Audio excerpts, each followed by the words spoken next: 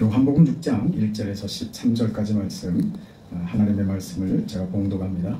그 후에 예수께서 디베랴의 갈릴리 바다 건너편으로 가시매 큰 무리가 따르니 이는 병자들의 행하시는 표적을 보았음이로라. 예수께서 산에 오르사 제자들과 함께 거기 앉으시니 마침 유대인의 명절인 유월절이 가까운지라. 예수께서 눈을 들어 큰 무리가 자기에게로 오는 것을 보시고 빌립에게 이르시되 우리가 어디서 떡을 사서 이 사람들을 먹이겠느냐 하시니 이렇게 말씀하심은 친히 어떻게 하실지를 아시고 빌립을 시험하고자 하십니다. 빌립이 대답하되 각 사람으로 조금씩 받게 할지라도 200데나리온의 떡이 부족하리이다. 제자 중 하나 곧 시몬 베드로의 형제 안드레가 예수께 여짜오되 여기 한 아이가 있어 보리떡 5개와 물고기 2마리를 가지고 있나이다. 그러나 그것이 이 많은 사람에게 얼마나 되겠사옵나이까. 예수께서 이르시되 이 사람들로 앉게 하라 하시니 그곳에 잔디가 많은지라. 제 사람들이 앉으니 수가 5,000명쯤 되더라. 예수께서 떡을 가져 축사하신 후에 앉아있는 자들에게 나눠주시고 물고기도 그렇게 그들의 원대로 주시니라. 그들이 배부른 후에 예수께서 제자들에게 이르시되 남은 조각을 거두고 버리는 것이 없게 하라 하시므로 이에 거두니 보리떡 5개로 먹고 남은 조각이 12바구니에 찼더라. 아멘.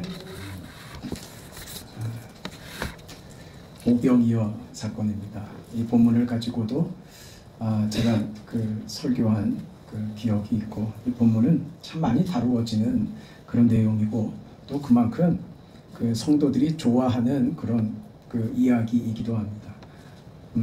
오병이어 보리떡 5개와 물고기 2마리로 5,000명이 되었다. 그 자리에 그 당시에 숫자로 셀 때는 남자 장정만, 남자 어른들만 수를 쳤단 말입니다.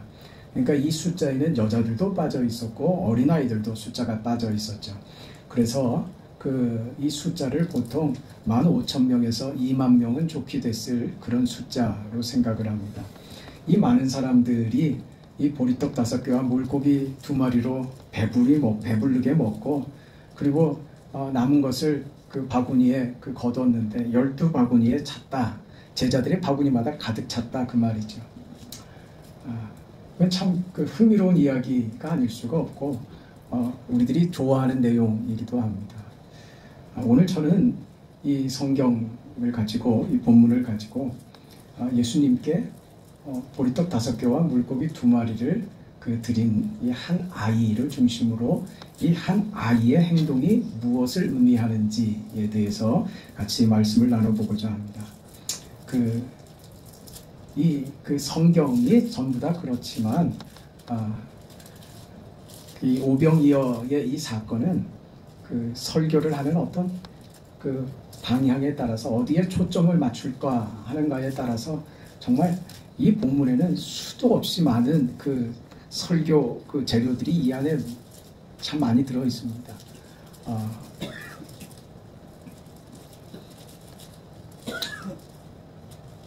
많은 이야기들을 할 수 있지만 제가 여러분께 당부드리는 대로 어디에다가 초점을 맞추고 이야기를 하느냐에 따라서 접근하는 방법들이나 방향이 달라질 수 있지만, 그렇다고 해서 결론이 각양각색으로 나오면 그건 안 됩니다. 결론은 한 가지입니다. 방향은 늘 같아야 합니다. 어디를 초점으로 둘 것인가 하는 것은 다를 수 있지만 방향이 틀어지면 안 됩니다. 제가 여러분께 담임 목사의 설교를 가능하면 반복해서 들으시고 다른 분들의 설교를 듣는 것을 괜찮아질 때까지는 제가 그런 부탁을 드린 것은, 다른 분의 설교들을 듣지 않았으면 하고 제가 당부를 드리는 것은, 여러분, 교회는요 목사와 성도들 모두가 한 생각이 되어야 됩니다. 목적도 하나여야지 되고 그것을 이루어갈 방법, 방향도 한 가지여야 됩니다. 각자가 다르면 안 돼요. 그래서 한 목소리가 나와야 됩니다. 거기에 가장 중요한 게 뭐냐면요, 성경에 대한 이해입니다. 성경을 어떤 이해를 가지고 성경을 바라볼 것인가에 대해서 각자가 다른 시선으로 성경을 보면 그러면 말이 달라져요. 뭐가 달라졌지 아세요? 기도도 달라져요. 목사가 하는 기도가 다르고 권사님 하는 기도가 다르고 집사님 하는 기도가 다르고 장로님 하는 기도가 달라져요. 무슨 말씀인지 아세요? 달라진다니까요. 집중이 안 돼요. 하나가 안 된단 말입니다. 여기에 대해서 누가 책임져야 되느냐? 목사가 책임집니다. 그래서 두려운 거예요. 바르게 전하고 바르게 가르치고 바르게 그 하나님의 말씀을 해석해야죠. 그건 목사가 가진 오롯이 목사의 책임입니다. 여러분은 하나님이 목사를 이 교회에 세우셨으면 여러분은 목사를 믿고 따라야지 돼요. 그 목사의 그 설교를 하나님의 말씀을 전할 때 하나님의 말씀이 이렇게 이해되는구나 하는 것을 바르게 같이 가지고 있어야지 그래야 여러분 신앙이 편해요. 지금 제가 무슨 말씀을 드리는 거냐면 성경을 어떻게 이해하느냐, 하나님을 어떻게 이해하느냐는 곧 내 인생을 어떻게 이해하느냐 하는 것과 바로 연결이 돼요. 이 생각이 같질 않으면요, 목사는 이 소리 하는데 나는 내 인생에 대해서 다르게 생각하는 거예요. 하나도 안 맞지. 귀에 하나도 안 들어오지. 내가 원하는 내용이 아니니까. 그럼 참 피곤해집니다. 그래서 제가 목사의 설교를 반복해서 들으시는 게 좋습니다 라고 권유하는 이유가 그런 것입니다. 그래서 여러분의 귀가 열려지고 성경을 하나님의 주권이라는 것이 이런 것이고 하나님이 선하신 계획과 뜻을 가지고 이 세상을 통치하신다는 것이 그것이 성경의 이런 이해로 해석이 되는 것이구나. 내 인생도 그 하나님의 주권 속에서 내 인생도 그래서 이렇게 설명되는구나 하는 그 이해가 같아야 된다는 말입니다. 오늘 제가 이 말씀을 드리는 것은 이 본문을 가지고 각자가 다양한 시각에서 이 본문을 볼 때 하는 이야기들이 전혀 달라지기 때문에 제가 그런 말씀을 먼저 드리는 겁니다. 제가 그 오병이어 사건에 대해서 그 전에도 설교를 이 방향에서 했던 것으로 기억합니다. 오늘 한 아이를 그 제목으로 삼고 한 아이를 그 주제로 삼고 이 아이를 바라보면서 이 아이를 통과해서 이 본문을 보고자 하는 거예요. 이 아이에게 일어난 일이 도대체 뭔가 하는 거예요. 여러분에게 은혜가 있기를 축원합니다. 무슨 말이냐면 이렇게 질문을 하고 시작할게요. 이 오병이어의 사건에 이 한 아이가 주님께 내놓은 오병이어 물고기 2마리와 보리떡 5개 때문에 오병이어의 기적이 일어났습니까? 라고 질문하는 거예요. 그렇습니까? 그렇습니까? 그렇다고 그런다고요. 아닙니다 라고 제가 말씀을 드리는 거예요. 왜 여러분 그렇다고 생각하냐면 그렇게 들어왔거든요. 그러니까 우리의 어떤 그 최소한의 그 성의, 우리가 가진 최소한의 열심, 내가 주님께 무엇인가를 최소한으로 드리면 하나님은 그것을 재료로 삼아서 우리에게 어떤 기적적인 결과를 내신다. 늘 들어왔던 얘기죠. 그런 이해로 가면 늘 우리는 우리 삶 속에서 어떻게 이해해야 되냐면요, 하나님 앞에서 늘 우리는 뭘 준비하는 사람이 되어야지 돼요. 하나님이 뭘 주실 수 있는 소스를 누가 제공해야지 돼요. 내가 제공해야 된단 말이에요. 내가 무슨 열심을 내고 하나님이 받으실 만한 뭔가가 됐을 때 하나님이 내 인생에 기적을 베푸신다. 이렇게 이해가 간단 말이에요. 교회도 그렇습니다. 다시 묻겠습니다. 예수님께서는 이 아이의 오병이어가 없었으면 이 기적을 행하실 수 없었습니까? 아니죠. 그럼 여러분 대답 쉽게 나오죠. 없어도 하실 수 있는 분이고 없어도 하실 분이에요. 그걸 믿으시죠. 그럼 이 이해를 우리가 바르게 끌고 가자는 거예요. 제가 늘 말씀드리는 건 뭐냐면 사람의 시선과 시각으로 가면 늘 조건이 돼버리고 말아요. 예수님의 시선으로 가야 되는 거예요. 예수님의 시선, 주님의 시선으로 가세요. 주님께서 이 아이가 오병이어를 당신에게 바치기를 기다리고 계셨나요? 그거 아니에요. 그거 없으면 이 기적을 행하셔야겠는데 재료가 없어서 그 재료를 주기를 기다리고 계셨나요? 그거 아니란 말이에요. 그러면 이해하시겠죠. 이 이야기를 풀어보려고 하는 겁니다. 주님께서는 이 아이의 오병이어가 없었더라도 마땅하고 당연하고 충분히 없는 가운데서도 기적을 일으키실 하나님이십니다. 없어도 행하실 분이죠. 그렇다면 우리가 질문을 하는 거예요. 그러면 이렇게 성경을 봐야 성경을 깊이 보게 돼요. 그리고 내 인생도 깊이 보게 된다고요. 질문을 하게 되잖아요. 그러면 어린아이가 왜 필요했습니까? 이 질문을 안 하게 돼요. 하게 되죠. 어린아이가 그러면 왜 등장을 하고 이 어린아이는 왜 필요했습니까? 이 질문을 마땅히 하게 되죠. 그리고 또 질문을 하죠. 그럼 우리가 하나님 앞에 아무것도 꺼내놓을 필요가 없느냐? 하나님께서 하나님의 것으로 하나님의 방법으로 하나님이 하시는데 내 것 가지고 하시는 게 아니라 내가 조건이 되고 이유가 돼서 하시는 것이 아니라 하나님의 기쁘신 뜻과 하나님의 능하심과 하나님의 지혜와 하나님이 가지신 유일하신 지식으로 이 일을 이루신다면 그럼 어린아이는 도대체 왜 필요하며 그 어린아이가 오병이어를 들을 필요는 또 뭐가 있느냐? 이렇게 질문하게 되죠. 다시 말해서 오늘 우리로 가자면 굳이 그렇다면 교회를 하나님께서 운영해 가시고 하나님께서 일을 이루어 가시는데 뭐 우리 교회에서 헌금은 도대체 뭐 하려고 하냐? 이 질문으로까지 간단 말이에요. 무슨 말이기 때문에요? 헌금으로 교회에 하나님께서 교회를 우리가 드린 헌금으로 운영하시는 거 아니다 이 말이 된단 말이에요. 누가 헌금을 하고 누가 교회에 그 11조를 하고 감사헌금을 하고 우리가 드린 헌금이 있기 때문에 교회가 운영된다고 하는 우리 생각에 지금 단호하게 그렇지 않다고 얘기하는 것이거든요. 너희들이 돈 내서 그 돈 때문에 하나님 일이 되는 거 아니다 그렇게 얘기하는 거예요. 여러분도 그렇게 말을 하죠. 그렇게 알고 있죠. 그럼 헌금이 필요 없느냐 이렇게 나온단 말이죠. 어린아이는 도대체 무슨 필요이며 이 어린아이가 드리는 이 오병이어는 도대체 무슨 필요냐?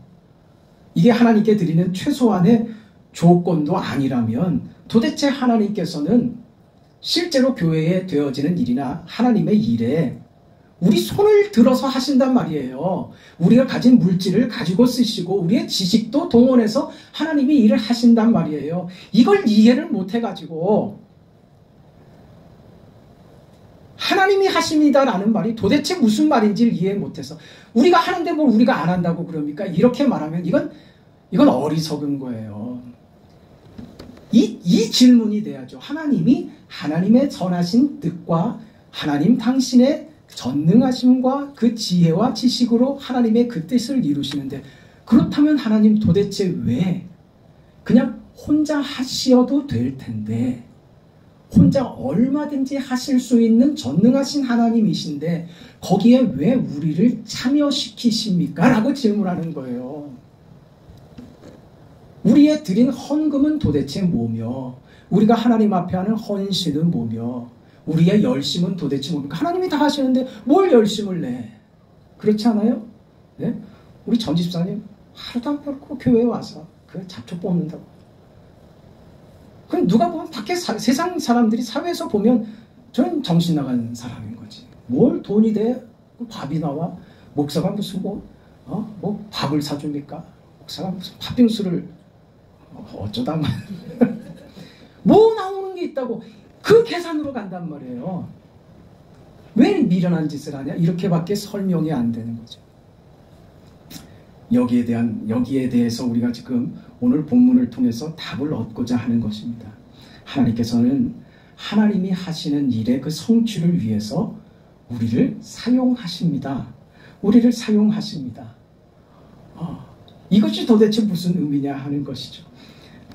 이게 고린도전서 우리 강의를 지금 계속하고 있는데 고린도전서 1장 26절에서 29절의 내용을 보면 여기에 대한 대답이 나와요. 26절에서 29절에 뭐라고 얘기했냐 하면 형제들아 너희를 부르심을 보라. 육체를 따라 지혜로운 자가 많지 아니하며 능한 자가 많지 아니하며 문벌 좋은 자가 많지 아니하도다.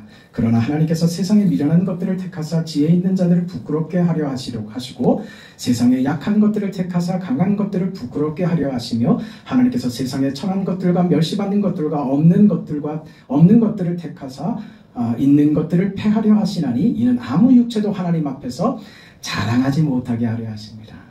하나님이 하나님의 일에 우리를 끌어들이는 이유입니다. 부족해서가 아닙니다. 하나님이 지혜가 없으시거나 능력이 부족해서가 아닙니다. 돈이 없어서가 아닙니다. 하나님은 하나님의 것으로 완전하십니다. 그런 하나님께서 우리를 하나님의 일에 끌어들이신다고요. 어떤 우리를요? 어떤 우리를? 고린도전서 우리가 봤잖아요. 약한 우리요. 미련한 우리여. 네? 미련하고 약하고 모자라고 천하고 멸시받고 한 우리를 택하셔서 강한 것을 부끄럽게 하시고 있는 것들을 폐하려 하신다. 왜? 부족한 우리를 하나님의 일에 참여시키느냐.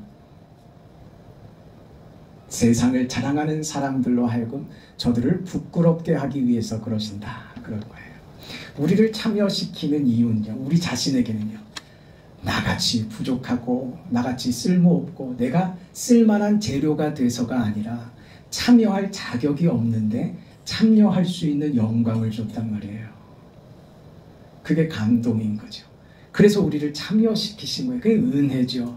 그리고 잘났다고 하는 세상을 향해서는요, 미련한 우리들을 통해서 하나님의 위대한 일을 하게 하심으로써 세상을 부끄럽게 하려 하십니다.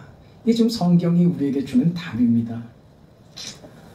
여러분, 그래서 우리는 그 하나님의 일을 하는 사람들의 어떤 부족함에 대해서 당연하게 생각해야 돼요. 그리고 내가 뭐 할 줄 아는 게 있어야죠. 내가 부족한데 뭐 내가 무슨 도움이 되겠습니까? 그거 옳은 생각이라고요? 아니라고요. 부족한 건 모르지 않는다고요. 미련한 거 안다고요. 그래서 시키는 거예요. 네? 그게 교회의 법칙이고 하나님이 우리 안에서 일을 이루시는 하나님의 방식이라고요. 그 우리는요, 그 감사할 뿐이죠. 우리 지난번에 그 태백에서 그 찬양 집회를 하는데 거기 참여한 그 젊은 목사님이, 이분은 뭐 그 찬양 사역자가 되기를 꿈꾸는 분인데 본인이 이 쟁쟁한 사람들하고 한 무대에 그 설 수 있다는 게 얼마나 이분이 그걸 감격해 하는지. 저는 아무것도 아닙니다. 저는 비루합니다. 올라갈 때마다 그 얘기를 하세요. 저는 그냥 어떻게 하다가 보니까 이 자리에 꼽사리로 낀 사람입니다. 저는 그저 소모품 같은 존재입니다. 계속 그 얘기를 하신 거예요. 너무 그 자리에 선 게 영광스러웠다는 거지. 그래서 이분이 그 뒤에 그런 얘기를 하시더라고요. 그 행사 하는 그 주간에, 그 주일에 그 행사를 앞두고, 올해부터 그 행사였으니까 주일날 교회에서 예배 드리는데 교인들한테 설교하면서 펑펑 울었대요. 나 같은 사람이 이런 자리에 설 수 있게 하나님의 은혜를 주셨다. 여러분, 그런 거란 말이에요. 우리가 하나님의 일에 너도 이리 오너라 해서 옆자리에 딱 세워주신 거예요. 뭐가 돼서가 아니라요. 네? 우리가 무슨 역할을 하고 무슨 우리가 하나님 앞에 뭔가를 제공해서가 아니라 은혜라고요. 은혜. 너 이 자리에 와서 서라. 제가 한 것도 없는데요? 괜찮아. 넌 충분히 자격이 있어. 무슨 자격이요? 저 자격 없는데. 너 내 아들이잖아. 너 내 딸이잖아. 그럼 그걸로 자격이 충분한 거야. 이리 와. 그래서 앞에 서게 된 거예요. 우리가 하나님의 일에 하나님이 우리를 껴주신 것 말이죠. 왜 껴주시느냐?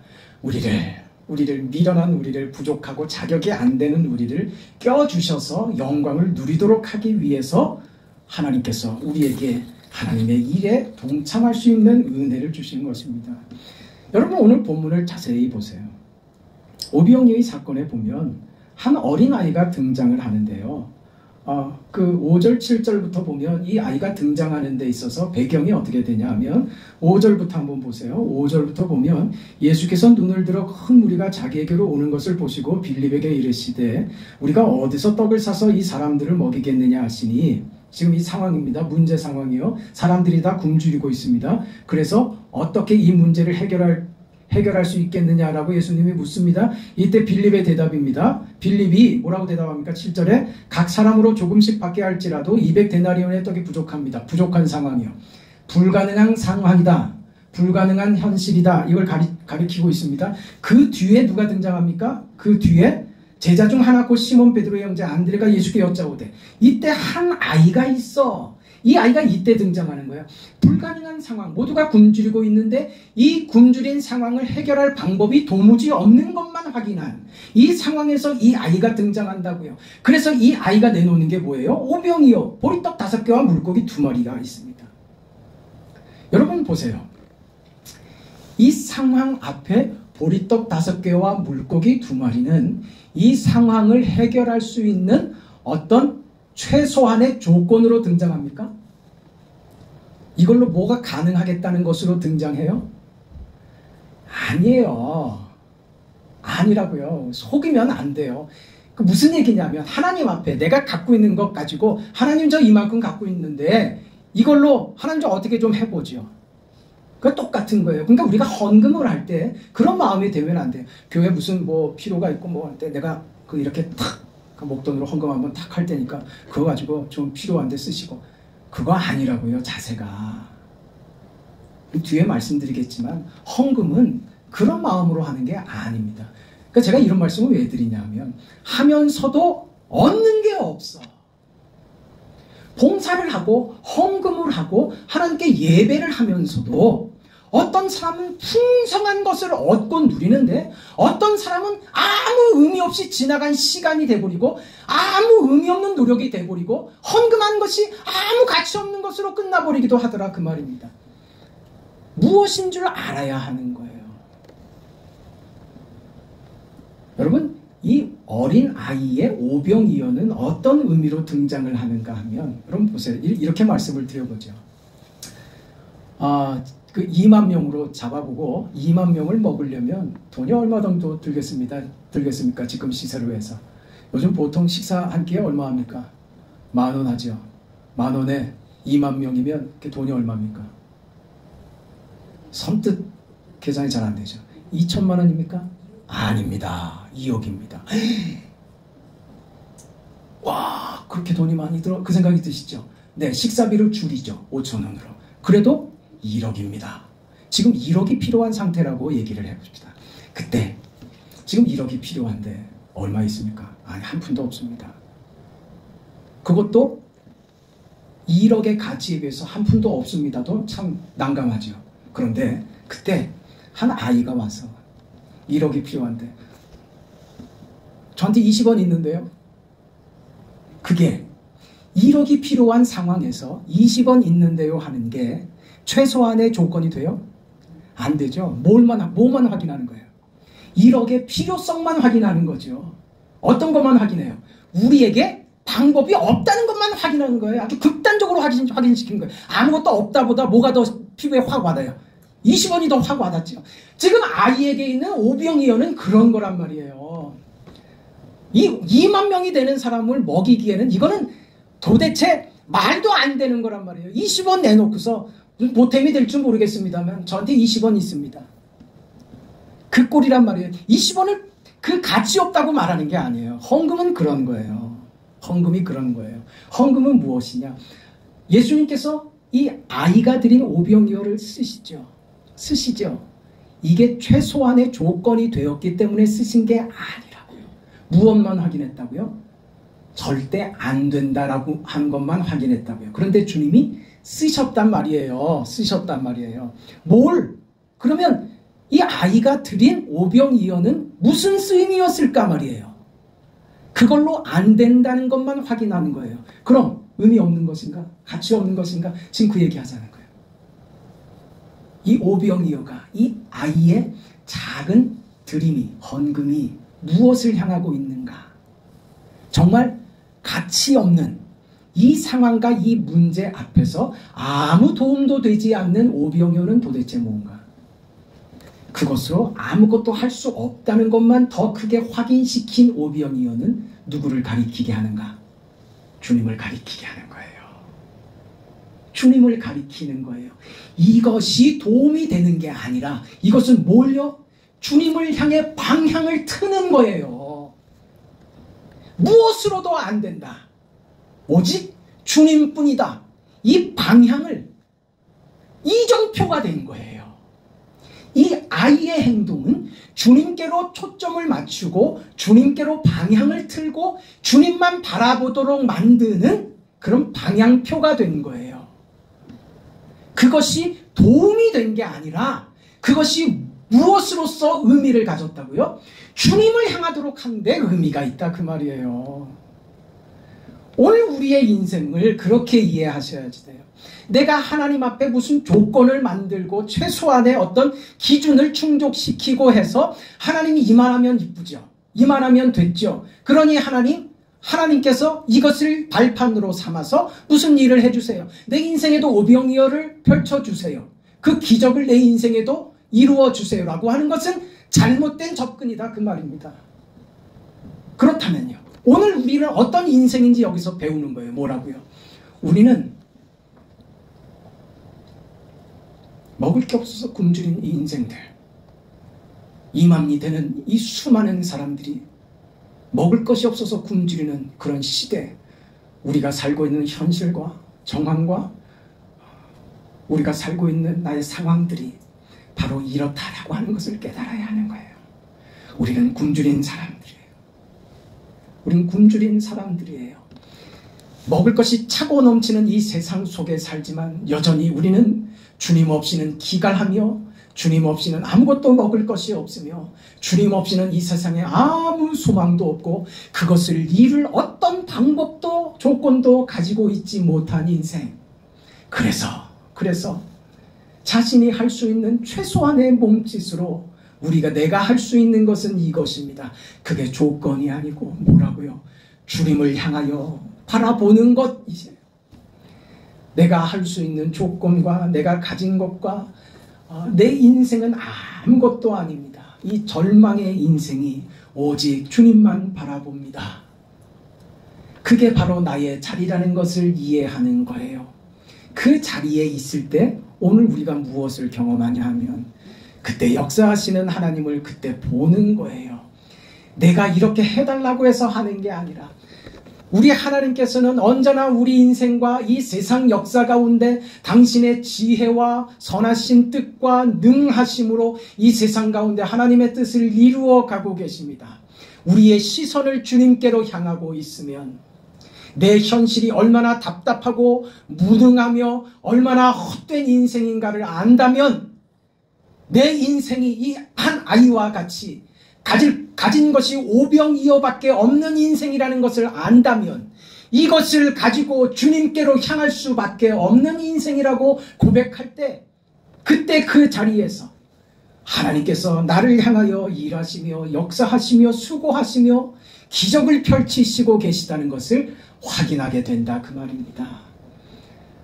우리가 이유가 아니라 하나님이 이미 우리에게 베푸신 역사요 은혜 속에 우리는 있습니다.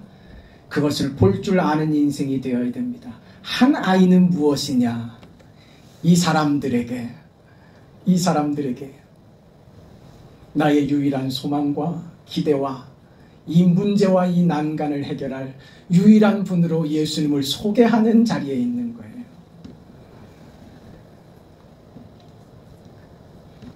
여러분, 우리가 신앙으로 산다는 것은 그래서 내가 하나님 앞에 무슨 피땀을 흘리고 그 수고하여 얻은 것을 갖다 바쳐서 시성을 드리고 공을 드리고 해서 그래서 얻어내고 그래서 내 요구에 응답받고 하는 그런 하나님 아니시란 말이에요. 그런 신앙이 아니라고요. 하나님은 우리의 아버지이십니다. 여러분, 하나님의 은혜를 이야기하는 것을 잘 기억하시기 바랍니다. 그 하나님이 은혜를 우리 가운데 펼치시는데 그 은혜로운 하나님의 일에 우리를 참여시킵니다. 그럼 헌금은 뭐냐 이거죠. 헌금은 그것으로 하나님께서 재료를 삼아 그 헌금이 필요한 것으로가 아닙니다. 헌금 안 하면 교회 어떻게 됩니까? 말이 되는 소리를 해야죠. 그런 생각을 가지면 그분의 헌금은 아무 의미 없습니다. 물론 하나님이 우리 헌금을 통해서 하나님의 일을 하십니다. 그건 하나님이 하시는 하나님의 방식이고 그 일에 우리를 참여시켜 주시는 은혜일 뿐이지 우리는 그런 마음으로 하는 게 아닙니다. 그럼 왜 합니까?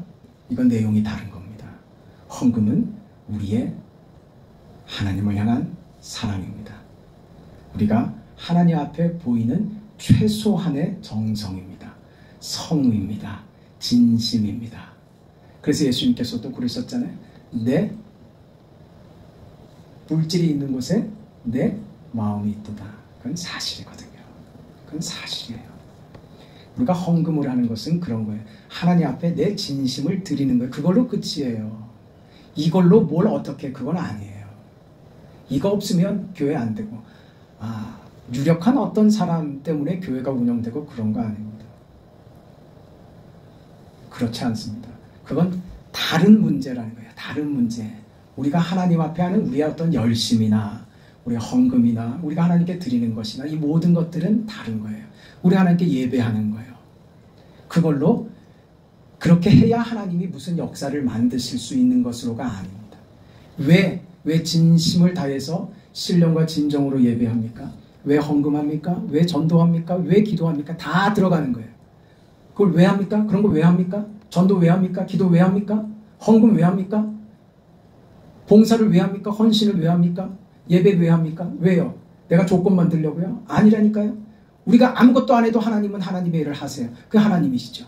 그런데 왜요? 우리를 참여시킨단 말입니다. 우리가 하는 것은 그렇게 참여하기 위한 우리의 몸부림이 아니라 우리가 하나님 앞에 하는 것은 마땅한 도리라고 생각하기 때문에 하는 거예요. 네? 그게 하나님 앞에 드리는 우리 최소한의 진심이라고요.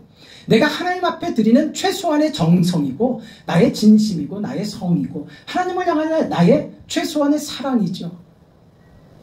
이것을 조건으로 삼자고 들어가면 그럼 여러분 기분 나쁘죠. 그렇지 않습니까? 자녀들이 여러분 앞에 그렇게 할 때 그 기분 나쁘지 않겠어요? 내가 이렇게 하는 거 무슨 속이 있어서 무슨 꿍꿍이가 있어서 잘하는 거라면 용돈을 안 보내던 놈이 용돈을 보내. 그럼 의심을 하지. 이놈이 무슨 꿍꿍이가 있나? 뭘 바라는 게 있나? 그럼 우리는 섭섭하죠. 뭘 바라는 게 있어서 무슨 의도를 가지고 그런다면 우리는 섭섭하죠. 하나님 앞에서 마찬가지란 말이에요. 우리는 어떤 의도도 어떤 목적도 없습니다. 마땅히 하는 거예요. 마땅히. 우리가 보이는 최소한의 성의이며 감사이며 기쁨이고 사랑인 거예요. 그럼 분리돼야 되는 겁니다. 오늘 우리의 인생은 주께서 이 아이의 이 작은 정성을 외면하지 않고 그것을 사용하셨다는 것이 은혜이죠. 이 작은 한 아이를 하나님이 하시는 일에 참여시켰다는 것이 대단한 것이죠. 우리 편에서 아이 편에서 보면 사람들로 하여금 모든 시선을 주님께로 향하도록 하는 그 일을 한 것이고 그 아이의 그 마음을 우리 주님께서는요 기쁘게 받아주시고 하나님이 하시는 주께서 하시는 그 일에 이 아이가 동참할 수 있도록 그 일에 참여시켜 주신 거예요. 오늘 우리가 사는 영광입니다. 오늘 우리가 사는 기쁨입니다. 하나님이 우리 인생을 그렇게 만드시고 그렇게 복되게 하시고 우리 인생을 이렇게 대접하신다는 사실을 기억하시기 바랍니다. 거룩하시고 자비하신 아버지 하나님, 하나님의 은혜와 사랑을 감사드립니다.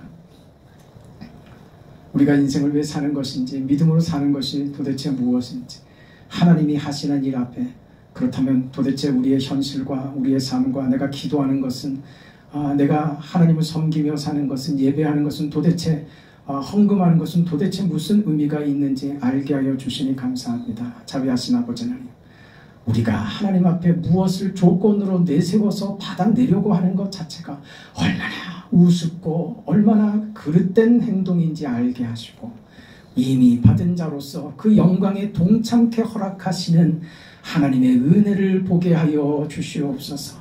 그 하나님께로 모두의 시선이 향하도록 우리가 우리의 삶과 우리의 정황과 우리의 현실과 우리의 물질과 우리가 가진 모든 것들이 주님을 향하도록 만드는 이정표가 되도록 도우시옵소서. 그런 복된 인생이 다 되게 하옵소서. 예수님의 이름으로 기도합니다. 아멘.